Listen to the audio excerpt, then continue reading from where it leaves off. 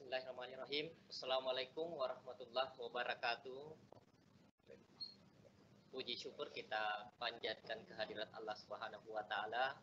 Oleh karena pada pagi hari ini alhamdulillah kita masih diberikan kesehatan, kesempatan sehingga masih bisa ketemu di tempat ini di Timacca.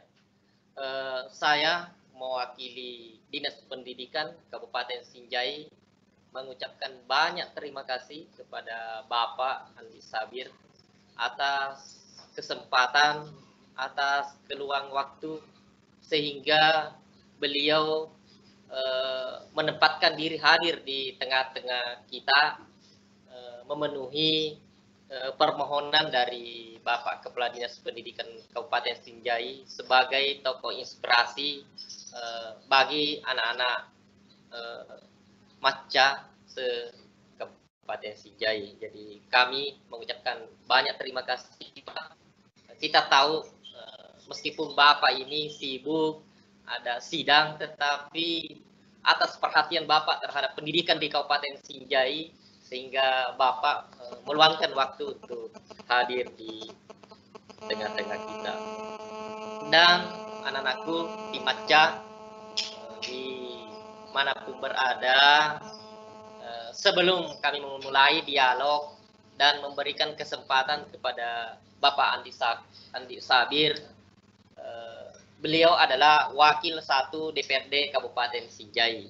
Mungkin anak-anakku kami mengingatkan di daftar hadir silahkan diisi karena hari ini ada berupa semacam hadiah bagi anak-anakku yang aktif 5 yang aktif untuk hari ini.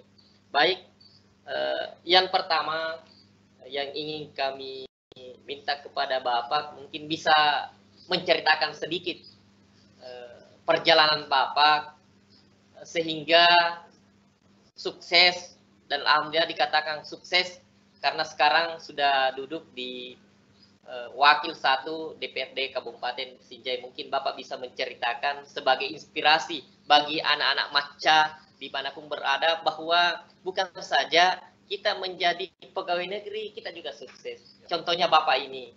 Jadi mungkin Bapak bisa menceritakan sedikit perjalanan Bapak mulai dari sekolah sampai alhamdulillah sukses sekarang. Silakan Pak. Ya, terima kasih.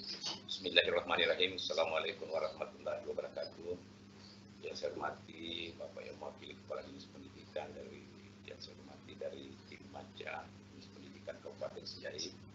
Ya, sedikit bisa menyampaikan beberapa hal yang berkaitan dengan bagaimana latar belakang pendidikan saya selama ini. Saya hanya sekolah tamat SMA, jadi mulai dari sekolah dasar. Saya kalau sekarang dengan dulu, kalau kita membandingkan dulu itu kita sekolah dengan tanpa pakai alas kaki, ya tanpa pakai alas kaki, dan pakaian kita itu juga karena memang juga dari segi materi kita punya orang tua di zaman dulu itu sangat minim sekali, dan kita juga punya pendidikan juga diberikan oleh Bapak dan Ibu guru, alhamdulillah memang betul-betul kita dalami. Dan kita sekolah dulu itu bukan di gedung, tetapi kita sekolah di bawah kolong rumah masyarakat. Dan itu kendala-kendala yang kita hadapi waktu kita sekolah di kolong rumah masyarakat itu, di mana kalau yang punya rumah ini anaknya sudah penting, pasti kita juga dapat di bawah. Tetapi ketekunan kita dulu memang beda dengan sekarang. Ya, kata kita dulu itu memang betul-betul istilahnya takut sama Bapak dan Ibu guru. Kalau sekarang ini tidak seperti itu lagi. Nah, kemarin itu kalau kita dipukul oleh Bapak guru, lantas ada yang biru atau merah, pasti kita akan mendapat lagi tambahan pukulan sama orang tua. Wah, sekarang ini beda dengan orang tua sekarang, dengan perkembangan mungkin karena sudah modern, akhirnya juga ada peningkatan orang tua kita. Kalau anak-anak didik kita ini anaknya dipukul sama Bapak dan Ibu guru di sekolah, dia melapor ke polisi. Kalau kemarin saya punya orang tua, kita mendapat tambahan pukulan di rumah, berarti itu adalah suatu kesalahan kita yang kita dapatkan. Cuma kalau menyangkut masalah di sekolah saya kemarin itu saya juga termasuk orang yang ya pengetahuannya yang kurang lah, ya, artinya kurang pintar lah seperti itu. Tapi alhamdulillah karena berkat kerajinan saya datang ke sekolah, itu istilah alfa di SD dan di SMP itu sangat jarang sekali saya lakukan, dan memang saya tidak hadir kalau dalam keadaan sakit saja. Ya, disitulah jadi ini ketaatan dan kepatuhan kita untuk sekolah. Memang itu yang penting kita lakukan, terutama kepada anak-anak didik kita, diberikan mereka pengetahuan tentang bagaimana pendidikan itu. Karena tujuan pendidikan ini bukan untuk menjadi pegawai negeri sipil, bukan untuk menjadi tentara, menjadi anggota DPRD, tetapi tujuan utama kita adalah bagaimana kita ini bisa pintar memisahkan yang baik dan yang buruk. Itu tujuan utama kita untuk sekolah, bagaimana kita bisa pintar. Ya, akhirnya saya masuk di SMP, nanti di SMP saya baru pakai sepatu. Ya, kalau sekarang ini anak-anak belum lahir sepatunya sudah ada.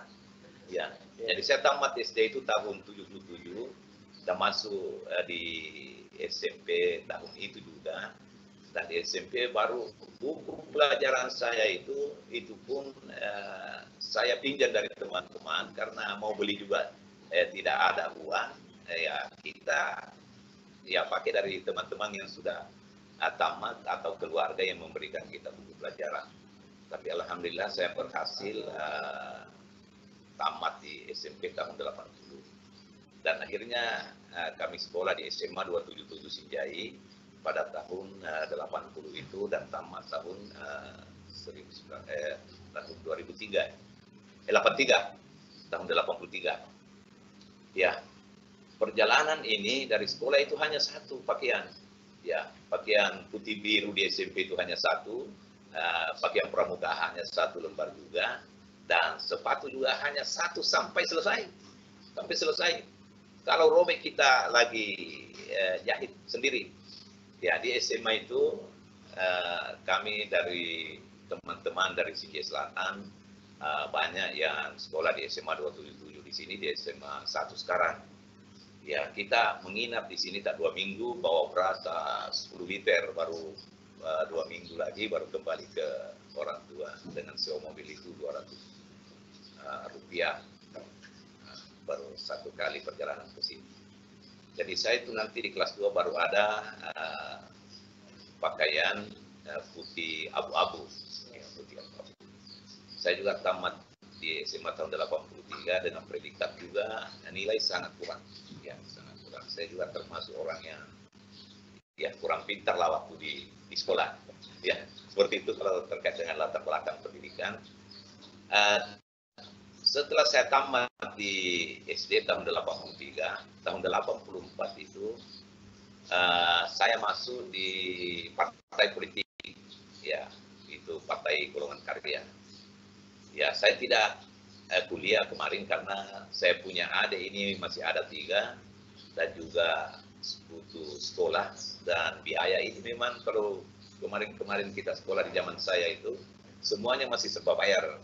Nah, sekarang alhamdulillah pemerintah kita ini sudah mencanangkan program pendidikan gratis. Bahkan pemerintah daerah Kabupaten Sinjai itu sampai pakaiannya juga sudah dibelikan melalui APBD. Bahkan pemerintah pusat ini ada lagi istilah kartu KIP itu, kartu Indonesia Pintar ini juga sudah dicanangkan, dan beberapa juga kita punya siswa mendapat itu. Hanya yang menjadi persoalan kartu KIP ini sebagian besar yang ada di SD ini banyak yang putus sekolah.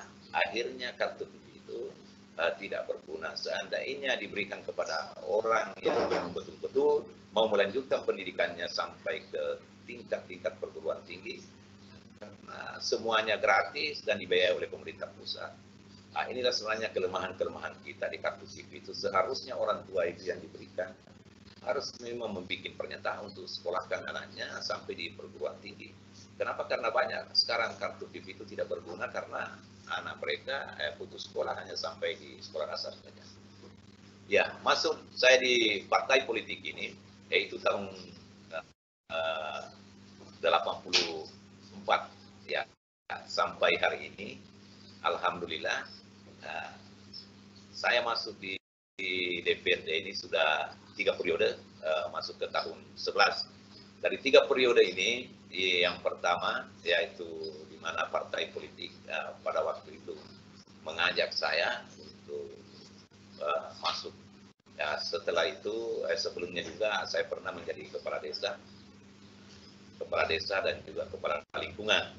Nah, kemarin aparat pemerintah kita itu berdasarkan aturan yang ada, itu kepala desa bisa menjadi pengurus partai politik. Jadi sambil saya menjadi kepala lingkungan waktu kelurahan, juga menjadi pengurus partai politik, dan juga waktu saya menjadi kepala desa.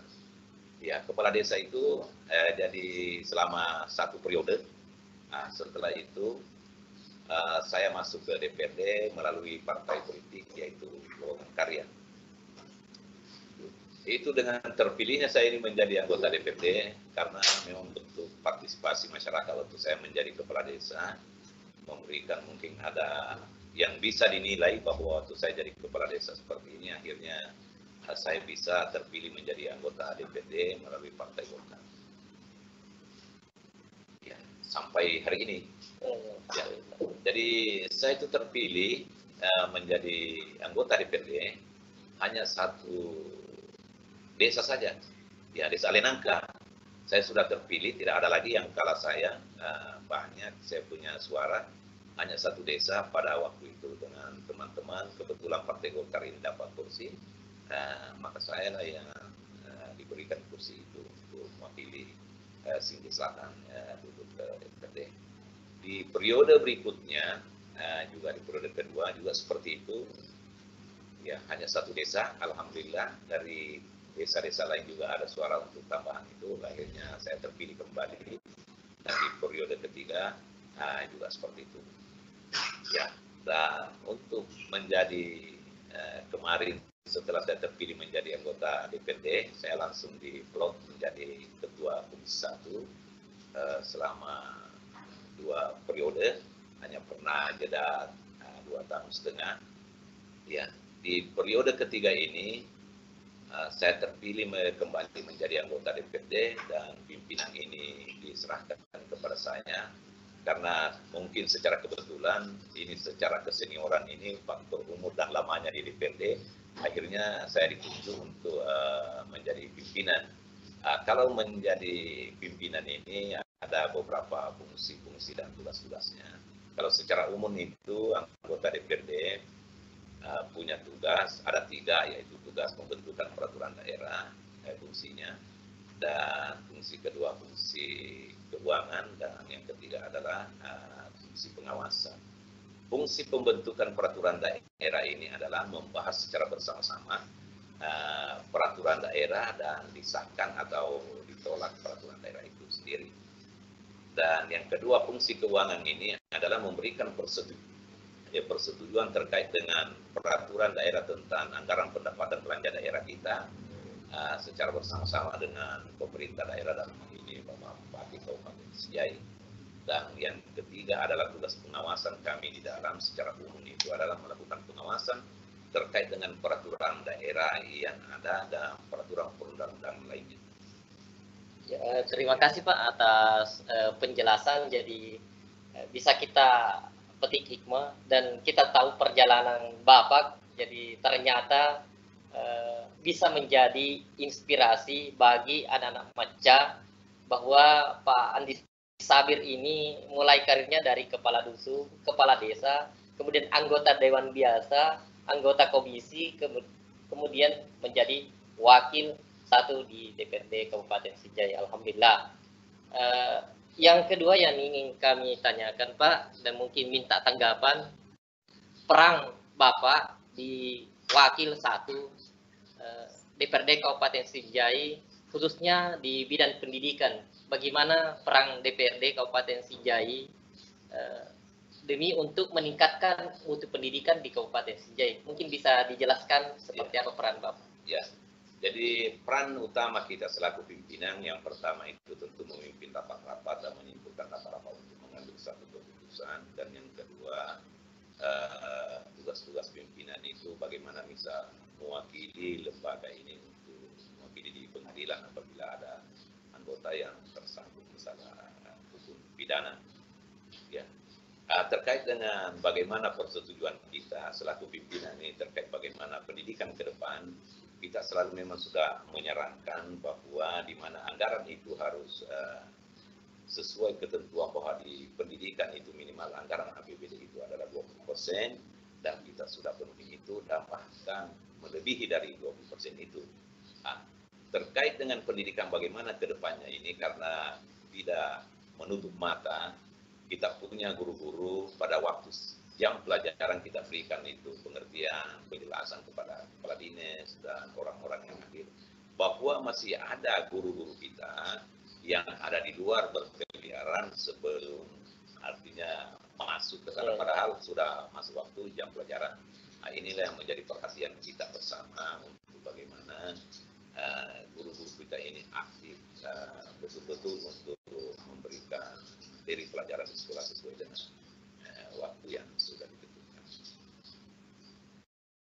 Saya kira mungkin sangat menarik ini perhatian Bapak terhadap pendidikan di Kabupaten Sinjai, khususnya anggaran, bagaimana anggaran untuk perhatian anggaran untuk dinas pendidikan. Pertanyaan yang ketiga mungkin ada mungkin saran masukan dari Bapak khususnya saat-saat sekarang ini di masa COVID-19 di mana kita belajar melalui jarak jauh. Ya. Jadi kalau kemarin ada terobosan Bapak Kepala Dinas Pendidikan Kabupaten Sinjai di Jekrianto Asapa, belajar anak-anak itu bisa melalui daring dengan membentuk tim baca seperti ini. Ada juga kalau tidak mampu signal, tidak bisa membeli HP, bisa melalui luring dengan memberikan batasan-batasan guru itu maksimal mengumpulkan siswa yang bertetangga 3 orang dan memperhatikan protokol kesehatan. Mungkin bagaimana tanggapan Bapak terhadap kondisi saat sekarang dan kira-kira menurut Bapak sebagai anggota DPR, kira-kira kapan ini waktu kita sekolah? Kita lihat di Bulukumba, Pak Bupati kemarin sudah mau membuka, tetapi saya lihat di berita sudah tidak diberikan izin oleh Bapak Gubernur Provinsi Sulawesi. Mungkin ada tanggapan sedikit, Pak. Ya, dihubungkan dengan pendidikan kita di Indonesia ini terkait dengan COVID-19 selama ini yang istilahnya menerpa kita di dunia. Ya, kita alhamdulillah kita di Kabupaten Sinjai ini dengan adanya keberatan oleh Bapak Kepala Dinas Kabupaten Sinjai terkait dengan pembelajaran istilah daring dengan luring itu, ini salah satu temuan barangkali bisa menjadi contoh bagi daerah-daerah lain. Kenapa? Karena hanya inilah yang bisa bagaimana protokol kesehatan ini bisa betul-betul diindahkan yang dikeluarkan oleh pemerintah. Ya, dikeluarkan oleh pemerintah. Ya, kenapa? Karena untuk menjaga jarak dan menghindari kerumunan hanya seperti ini daring itu sendiri. Dan apabila signal ini tidak bisa tercapai, maka ada lagi istilah luring itu. Kita guru ini melakukan kunjungan ke tempat rumah siswa itu sendiri. Untuk saran saya, karena daerah kita ini di Kabupaten Sinjai termasuk sudah lebih 200 yang kena virus corona ini, kedepannya ini mungkin sudah bisa dipikirkan yang zona-zona hijau itu, yang betul-betul di sana tidak ada signal, dan ini memang juga melelahkan bagi guru-guru untuk melakukan kunjungan rumah itu sendiri. Mungkin seperti di Boron itu, ya, di desa-desa yang terpencil, seperti di Sinjai Selatan, apa dan sebagainya, yang dianggap bahwa desa ini sudah zona hijau, mungkin bisa disekolahkan daerah-daerah yang terpencil itu. Yang di kota mungkin yang untuk sementara kita lakukan ini dengan program ini, alhamdulillah, walaupun ini memang melelahkan dan harus punya biaya yang besar. Ya, kedepannya juga ini mungkin Kepala Dinas Pendidikan perlu memikirkan terkait dengan usaha para siswa, usaha data ini dengan guru itu sendiri. Ya, kedepannya karena ini adalah tambahan tugas, walaupun punya tenaga yang harus betul-betul dikeluarkan. Maksud saya ini kalau zona hijau di desa-desa yang terpencil, di kampung-kampung yang terpencil di sana ada sekolah, kalau memungkinkan untuk disekolahkan, ya apa salahnya untuk kita lakukan itu. Oh ya, terima kasih atas masukan dari Bapak. Jadi mungkin Bapak ini meminta Kabupaten Sinjai agar memetakan, ada pemetaan zona-zona di tiap desa. Jadi terima kasih atas masukan.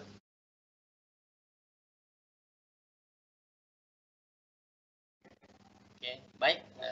Untuk Doprize hari ini, Bapak Andi Sabir akan mengundi 5 siswa, 5 peserta didik MACA yang beruntung hari ini. Mungkin bisa dimulai, Pak, mengundi. Siapakah yang beruntung untuk hari ini? Kita mulai. Ya. Berhenti. Iya. Nah, siapakah dia? Dia Muhammad Ilham. Nomor 211. SMP Negeri 5 Sinjai Utara. Mungkin bisa diberikan kesempatan Muhammad Ilham untuk berdialog dengan Bapak Andi Sabir.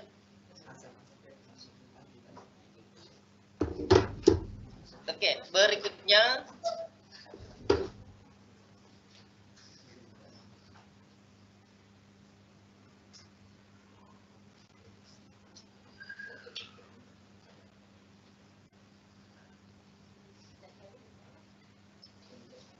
sudah.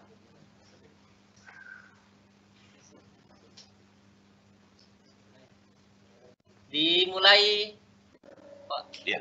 Kita coba undi Lagi. mulai. Ya. Baik. Berhenti.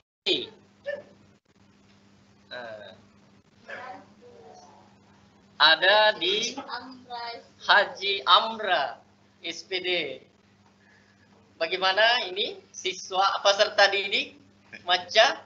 Mungkin diundi kembali, diundi. Karena saya lihat ini guru, bukan peserta didik MACA. Bisa dimulai lagi, Pak? Dimulai, diundi.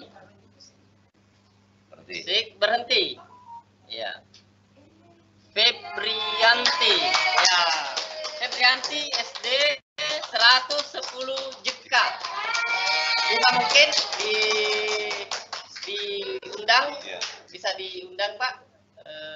Mungkin bisa berdialog. Bukan. Oke. Kita lanjut lagi. Dimulai lagi. Berhenti. Oke, ada Hasmawati SPD. Kalau saya lihat ini SPD adalah seorang guru. Berarti kita batalkan, yang kita tunggu adalah peserta didik MACA. Dimulai lagi, Pak. Oke, berhenti. Ya. Ini ada Muhammad Syahrul Amran, SD 3 Malang MIPA. Jadi kemudian diputar lagi, diulang lagi. Mulai lagi. Iya. Ya, berhenti. Sekarang sudah ada Asmia.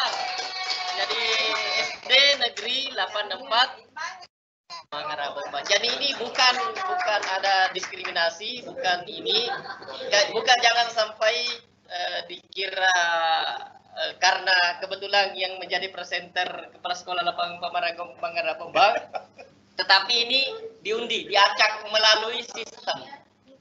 Jadi mungkin sudah cukup, Pak, pada anak-anak peserta didik MACA di rumah. Jadi meskipun di rumah tetap akan diberikan, dan insya Allah yang beruntung tadi, 5 siswa beruntung hari ini akan dikirim Doprize, Pak. Jadi insya Allah hadiahnya dari Bapak, insya Allah kita akan panggil perwakilan dari kepala sekolah atau gurunya mewakili beliau untuk mengambil Doprize-nya. Oh iya, makasih banyak.